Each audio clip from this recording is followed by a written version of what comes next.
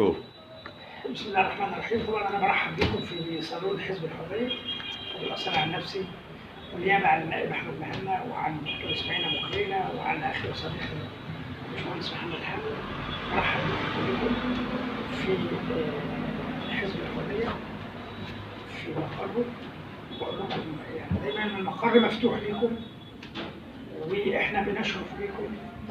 طبعا استاذ جلال شهادتي فيه مجروحه. الله يبارك فيك. يعني انا اصلا من عشاق النوبه ربنا يبارك فيك. ورجال النوبه والناس الطيبين، الناس السم الطيبين اللي دايما عندهم يعني شفافيه ودايما عندهم مصداقيه ودايما تلاقيهم ناس مباشرين وواضحين، ودايما لما تقابل حد من النوبه تعرف ان هو واضح المعالم. الله يخليك. فبحييك انا طبعا، بشرف ان انا بقابلك في منتديات كتيره وفي احتفاليات كتيره، لكن انت لك في القلب معزه خاصه. شكرا معلم. ولك يعني مساحه من الحب والتقدير والاحترام.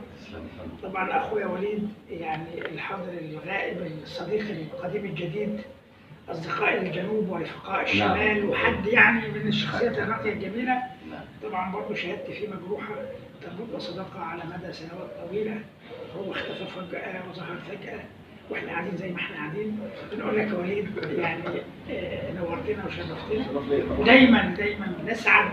انا شخصيا بسعد لما الاقي حد من النماذج المشرفه او النماذج الموجوده بسعد بيه ان هو عامل حاجه، ان هو احتك بمجتمعات اخرى وثقافات اخرى، حتى مجرد ان هو يعني حصل له تغيير في ثقافته في لغته في شكله في مظهره. اعتقد ان ده نوع من التغيير المحترم الايجابي اللي احنا دايما يعني بنقوله نحن في امس الحاجه الى هذا التغيير الايجابي. برحب باخي وصديقي الباشمهندس احمد عبد القادر، المدير العام المساعد في شركه اعمال البترول، اللي دايما بيشرفنا، وشخصيه راقيه ومحترمه وجميله ومهذب ومهندس مدني يعني من طراز فريد، رجل يعني زي ما بيقولوا كده دمس الاخلاق، كريم، صاحبه، راجل واضح، راجل يعني في زمن عز فيه الرجال. بحييك يا باشمهندس احمد. الله يخليك. بحيي صديقتي طبعا اختنا راغده، وبقول لك نورتينا وشرفتينا. وطبعا يعني جايتك من العجمي عزيزه علينا طبعا. معالي المستشار نورتنا وشرفتنا. انا طبعا يعني بنحاز لاهل القانون باعتبار ان انا من دراساتي ان انا واخد ليسانس حقوق. ما شاء الله. وباعتبار من دراساتي اني انا من اسره كلها في السلك القضائي وكذا.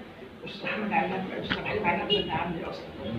فبرحب بيك طبعا في حزب الحريه، وبكرر ترحيبي بيكم، واسف اذا كنت اطلت عليكم يعني. اتفضل يا سيدي. شكرا لك يا استاذ. طبعا في البدايه طبعا انا بشكر حزب الحريه على الاستضافه ديت، وبشكر اخويا وحبيبي اشرف استاذنا القدير الاستاذ اشرف الجبالي